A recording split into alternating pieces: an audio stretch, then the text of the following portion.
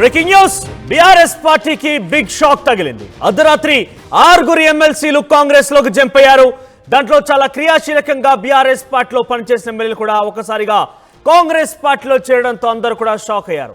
ఇక బీజేపీ సంబంధించి కూడా పెద్ద ఎత్తున ఇది రాజ్యాంగమా, ఇది నిజానికి ఈ రకమైనటువంటి చర్యలు తీసుకోవడానికి కాంగ్రెస్ పార్టీ హేమైన చర్యగా బీజేపీ బీఆర్ఎస్ కూడా కొన్ని అక్కడిక్కడ ట్విట్టర్లో సోషల్ మీడియా కూడా విరుచుకుపడుతున్నాయి. కానీ బీఆర్ఎస్ పార్టీ అధినేత కేసీఆర్ చేసింది తిరిగి ఆయనకే బూమరాంగ్ అవుతున్నట్టుగా కాంగ్రెస్ పార్టీ శ్రేణులు కూడా రియాక్ట్ అవుతున్నారు.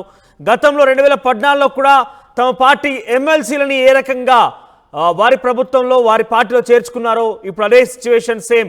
కేసీఆర్ నేర్పించిన బాటలోనే కాంగ్రెస్ అంటూ కూడా కొంతమంది కాంగ్రెస్ నాయకులు అక్కడిక్కడ చెప్తున్నారు. ఒకసారి కాంగ్రెస్లో చేరిన వారి ఎమ్మెల్సీల సంగతి చూస్తే కనుక వాళ్ళకి సంబంధించి పేర్లు పరిశీలిస్తే కనుక ప్రభాకర్ రావు, దండే విఠల్, దయానంద్, బసవరాజు సారయ్య, భానుప్రకాష్, తర్వాత ఎగ్గ మల్లేశం కండువా కప్పి ఆహ్వానించారు సీఎం రేవంత్. దీపాదాస్ మున్షి అమావాస్య ఉండడంతో అర్ధరాత్రి చేరిక కార్యక్రమం 6 ఎమ్మెల్సీలు చేరిపోయారు. ఇకైతే ఈరోజు అమావాస్య ఉంది. అయితే బేసిక్గా కాంగ్రెస్ పార్టీ కూడా పిసిసి అధ్యక్ష పదవి ఆ తర్వాత ఇతరత్ర మంత్రివర్గ విస్తరణ కూడా చేపట్టేందుకు సన్నాహాలు రూపొందించింది. కానీ ఇప్పుడు మంచి రోజులు లేవు, ఆషాఢ మాసం ప్రారంభమైంది. ఈరోజు అమావాస్య కూడా నేపథ్యంలో వాళ్ళు పోస్ట్ పోన్ చేయడం జరిగింది. అదే తరహాలో ఎమ్మెల్సీలు కూడా ఈరోజు అమావాస్య ఉందని చెప్పిన రాత్రే హుటాహుటిన ఒక్కసారిగా అందరు రావడం. ముఖ్యమంత్రి రేవంత్ రెడ్డి కూడా ఢిల్లీ పర్యటనలో ఉన్నారు. ఆయన వచ్చి రాగానే అర్ధరాత్రి, మీరు గమనించాలి, ఇక్కడ అర్ధరాత్రి సుమారుగా 12 గంటల సమయంలో వారంతా కూడా చేరిపోయారు. సో దీన్ని బట్టి మనం అర్థం చేసుకోవాలి రాజకీయాలు ఎంత వేగంగా మారుతున్నాయి, ఎంత హీటెక్కిపోతున్నాయి అనేది. ఇక చేరిన వారిలో బసవరాజ్ సారయ్య, ఎంఎస్ ప్రభాకర్, ఎగ్గ మల్లేశం, దండె విఠల్, భానుప్రసాద్, తర్వాత భోగారపు దయానంద్ వీళ్ళందరూ కూడా ఉన్నారు. ఇక శాసన మండలిలో ప్రస్తుతం కాంగ్రెస్ పార్టీ సంఖ్య 12కు చేరింది. ఇక 6 ఒక్కసారిగా కాంగ్రెస్ పార్టీలో చేరడంతో బీఆర్ఎస్ పార్టీకి బిగ్ షాక్ ఇచ్చినట్టయింది. ఇన్ఫాక్ట్ ఇక్కడ మీకు విషయం గుర్తు చేయాల్సిందేనంటే ఇటీవల కాలంలో హైదరాబాద్కి సంబంధించినటువంటి కొంతమంది ఎమ్మెల్యేలు, Rajendra Nagar MLA, Jubilee hills వీళ్ళందరూ కూడా మొదటిగా కేసీఆర్ని తన ఫామ్ హౌస్లో భేటీ అయ్యారు. ఆ భేటీలో మీరు కనుక ఒకసారి పాత ఫోటోలు కనుక రివైండ్ చేసి చూస్తే అక్కడ మీకు దండె విఠల్ కనిపిస్తాడు. సో ఆయన కూడా కేసీఆర్తో సమావేశమయ్యాడు. ఇక ఎట్టి పరిస్థితుల్లో ఆయన పార్టీ వీడరేమో, ఎందుకంటే అధినేతను కలిశారు కాబట్టి, అధినేతతో ముఖ్య సమావేశంలో ఆయన భేటీ అయ్యారు కాబట్టి ఇక ఎట్టి పరిస్థితుల్లో వాళ్ళు బయటికి వచ్చే ప్రసక్తి లేదేమో అంటూ అందరూ ఊహించారు. కానీ అనుకున్నదంతా జరిగిపోయింది. ఆయన కూడా కాంగ్రెస్ పార్టీలో చేరిపోయాడు. ఒకసారి వాళ్ళ పేరు మరోసారి పరిశీలిస్తే కనుక దయానంద్, భానుప్రసాద్, దండె విఠల్, ఎగ్గ మల్లేశం, ఎంఎస్ ప్రభాకర్, బసవరాజ్ సారయ్య వీరంతా కూడా కాంగ్రెస్లో చేరిపోయారు. వీళ్ళకి మరికొంత కూడా పదవీ కాలం అయితే ఉంది. ఇక భానుప్రసాద్ ముఖ్యంగా ఆయన ఎమ్మెల్యే కోట ఎమ్మెల్సీగా ఉన్నారు. ఇటీవల కాలంలోనే ఆయన రీసెంట్గా 2 years బ్యాకే అక్కడ స్థానిక సంస్థల ఎమ్మెల్సీగా గెలుపొందడం జరిగింది. కరీంనగర్ నుంచి ఆయన ప్రస్తుతం స్థానిక సంస్థల ఎమ్మెల్సీగా ప్రాతినిధ్యం వహిస్తున్నారు. ఇన్ఫాక్ట్ మీరు గమనిస్తే కనుక ఇక్కడ చేరిన వారిలో ఇతరత్ర మిగిలినటువంటి 5 ఎమ్మెల్సీల సంగతి అటుంచితే భానుప్రసాద్ అయితే చాలా కీలకంగా, ఇన్ఫాక్ట్ కేసీఆర్ సామాజిక వర్గానికి సంబంధించినటువంటి ఎమ్మెల్సీ ఆయన కేసీఆర్ కుటుంబంలో కూడా చాలా కీలకంగా వ్యవహరించారు. కొన్ని కేసీఆర్ నిర్వహించిన అత్యధిక పెద్ద సభలు సమావేశాల్లో కూడా ఆయనే అన్నీ తానై, ఆర్థిక అంశాల్లో కావచ్చు, జన సమీకరణ కావచ్చు, అన్నీ తానే వ్యవహరించినటువంటి భానుప్రసాద్ అదే సామాజిక వర్గానికి సంబంధించిన వ్యక్తి కూడా కాంగ్రెస్ పార్టీలో చేరిపోవడం చూస్తున్నాం. దీనికి సంబంధించి మరింత తాజా సమాచార ప్రతినిధి మధు ఫోన్ సిద్ధంగా ఉన్న. ఎస్ మధు, ఏంటి ఉన్న పలంగా ఒక్కసారిగా అర్ధరాత్రి 6 ఎమ్మెల్యేలు బీఆర్ఎస్ పార్టీ నుంచి కాంగ్రెస్ పార్టీలో చేరడం అందరినీ కూడా ఆశ్చర్యచకితులు చేస్తోంది. అర్ధరాత్రి చేరికల విషయంలో ఏది కాంగ్రెస్ పార్టీ స్టాండ్ ఏంటి? ఇంత అర్ధరాత్రి హుటాహుటిన ఎమ్మెల్సీలను చేర్చుకోవడంలో వాళ్ళ స్టాండ్ ఏంటి? ఎగ్జాక్ట్లీ, నిజంగానే ఇప్పుడు బడ్జెట్ అసెంబ్లీ సమావేశాలు ప్రారంభం కానున్నాయి త్వరలోనే. దానికి సంబంధించినటువంటి దానిపైన ఫోకస్ పెట్టింది. అంత లోపాలనే బీఆర్ఎస్ పార్టీని రాజకీయంగా బలహీనపరచాలి అనేటువంటి ఒక వ్యూహాత్మకంగా ముందుకు వెళ్తా ఉన్నారు. గతంలోనే చెప్పారు ముఖ్యమంత్రి స్వయంగా, మంత్రులు బీఆర్ఎస్ పార్టీని పూర్తి స్థాయిలో ఖాళీ అయిపోతుంది, అందులో కేవలం కొద్ది మంది 4-5 మాత్రమే మిగిలిపోతారు, మిగతా అంతా కూడా కాంగ్రెస్ పార్టీలోకి వస్తారనేటువంటి అదే విధంగా అదే కార్యాచరణతో ముందుకు వెళ్తా ఉన్నారు.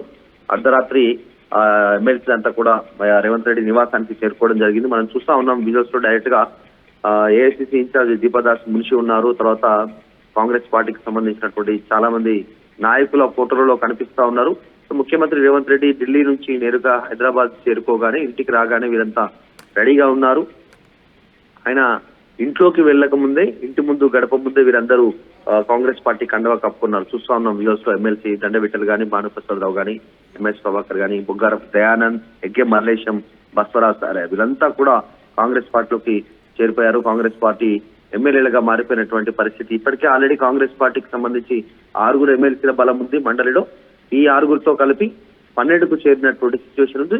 సో త్వరలోనే ఇక అసెంబ్లీకి సంబంధించి తర్వాత మండలికి సంబంధించినటువంటి విలీనాలు ఉంటాయి. 2 కూడా బీఆర్ఎస్ ఎల్పీని తర్వాత ఈ మండలి శాసన మండలిని కూడా కాంగ్రెస్ పార్టీలో విలీనం చేసుకోవడానికి ప్రయత్నాలు కొనసాగుతున్నాయి. దీనికి సంబంధించినటువంటి విషయంలో సీఎం అధికారిక వర్గాలు రాత్రే దీనికి సంబంధించినటువంటి విషయంలో రెస్పాండ్ అయ్యారు. వాళ్ళంతా కూడా జాయినింగ్స్ జరుగుతున్నాయి ముఖ్యమంత్రి రాగానే.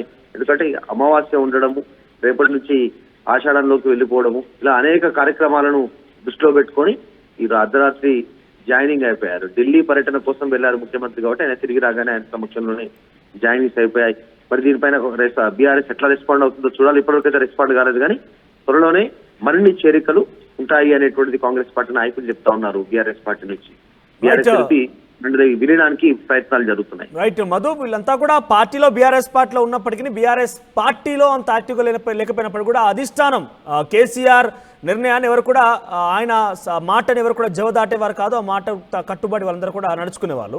ఒక్కసారిగా పార్టీ మార్పు విషయంలో ఏం జరిగి ఉంటుంది బహుశా? అంటే బీఆర్ఎస్ పార్టీ ఇక భవిష్యత్తులో రాకపోవచ్చునన్నా, లేకపోతే బీఆర్ఎస్ పార్టీ ఒక్కొక్క రోజుకి పూర్తిగా శిథిలం అవుతుందనా? అసలు ఎందుకు కారణం ఏమై ఉంటుంది? అధిష్టానం ఏదైనా దీని గురించి ఆలోచించే అవకాశం ఉందా?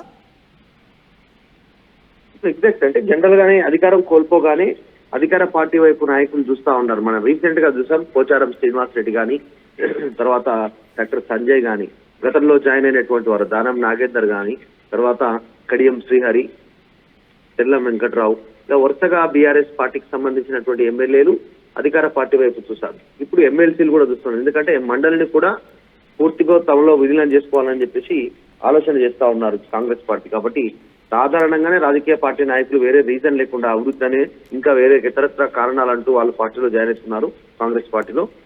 మరి ఫ్యూచర్ లో బీఆర్ఎస్ సంబంధించినటువంటి విషయంలో మళ్ళీ అధికారంలోకి వస్తామని కేసీఆర్ చెప్తున్నప్పటికీ కూడా వరుసగా నాయకులు ఒక్కొక్కరు చేజారిపోతా ఉన్నటువంటి సిచ్యువేషన్ కనిపిస్తా ఉంది. మరి చూడాలి ఏం రీజన్ చెప్తారో నాయకులు అనేది. ఇప్పటివరకు వెళ్ళినటువంటి వారందరూ కూడా రాష్ట్ర అభివృద్ధి ముందుకు వెళ్తుంది, రేవంత్ రెడ్డి పైన నమ్మకం ఉంది, ఆయన రాష్ట్రాన్ని ప్రగతి పథంలో తీసుకెళ్తారనేటువంటి ఒక అంశాన్ని ఆయన తెరపైకి తెచ్చారు. ఎందుకంటే పోచారం శ్రీనివాస్ రెడ్డి లాంటి వాళ్ళు అలాంటి స్టేట్మెంట్ చేశారు. రైతాంగాన్ని ఆదుకునేటువంటి ఒక ఆలోచన ధోరణి రేవంత్ రెడ్డికి ఉంది, అందుకే జాయిన్ అవుతున్నాను, నమ్మకం ఉంది అనేటువంటి స్టేట్మెంట్స్ చేస్తా ఉన్నారు.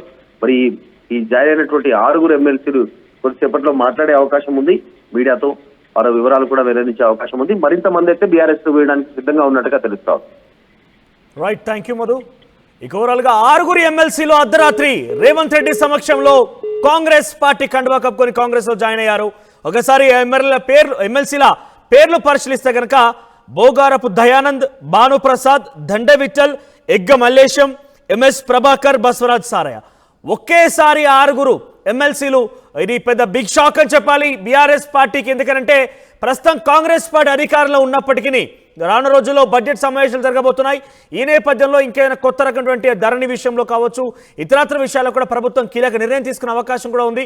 ఈ నేపథ్యంలో ఇటు ఎమ్మెల్యేల సంఖ్యతో పాటుగా ఎమ్మెల్సీల స్టాండ్ కూడా కావాలి, ఎమ్మెల్సీల సపోర్ట్ కూడా కావాలి. సో ఈ నేపథ్యంలోనే కాంగ్రెస్ పార్టీ కొంతమంది ఎమ్మెల్సీలను జాయిన్ చేసుకోవడానికి సిద్ధంగా ఉండే. అదే నేపథ్యంలో ఒక్కసారిగా 6 ఎమ్మెల్సీలు తమ వైపు తిప్పుకోవడంలో కాంగ్రెస్ పార్టీ సఫలీకృతమని చెప్పాలి. సో ఇప్పటికీ కాంగ్రెస్ పార్టీ సంఖ్య మండలిలో 12కు చేరింది. సో దీనిలో చాలా ట్విస్ట్ ఏంటంటే అందరూ పార్టీ ఎమ్మెల్యేలు ముఖ్యంగా జాయిన్ అవుతున్న వాళ్ళు సంజయ్ కావచ్చు, తెల్లం వెంకట్రావు కావచ్చు, దానందరూ కూడా రేవంత్ రెడ్డి మీద నమ్మకంతో వచ్చాము, లేదంటే కాంగ్రెస్ పార్టీ అభివృద్ధి కార్యక్రమాలు చూసి వచ్చాము, నియోజకవర్గ డెవలప్మెంట్ కోసం వచ్చాము, లేదంటే బీఆర్ఎస్ పార్టీ అది మునిగిపోయిన నావలాగా ఉంది కాబట్టి వచ్చామంటూ వాళ్ళంతా చెప్పడం జరిగింది. మరి ఎమ్మెల్సీలు ఏం సమాధానం చెప్తారో చూడాల్సిన అవసరం అయితే ఉంది. ముఖ్యంగా భానుప్రసాద్, ఆయన కేసీఆర్ సామాజిక వర్గానికి సంబంధించిన వ్యక్తి, కేసీఆర్కి చాలా సన్నిహితులు ఎమ్మెల్సీలు అంటే మనం చెప్పక తప్పేం కాదని చెప్పాలి. ఎందుకంటే అటువంటి అతిశయక్తి కూడా లేదు. ఎందుకంటే ఒకే సామాజిక వర్గం, అక్కడ కొన్ని యుద్ధాలు జరిగాయి ఆయన మండలి ఎన్నిక సందర్భంలో కూడా. ఏకంగా అక్కడ కరీంనగర్ నుంచి బీఆర్ఎస్ పార్టీకి మొదటి నుంచి సేవలు అందించిన కొంతమంది వ్యక్తులు కూడా వ్యతిరేకంగా భానుప్రసాద్కి ఆయనకి వ్యతిరేకంగా పోటీ చేయడం జరిగింది.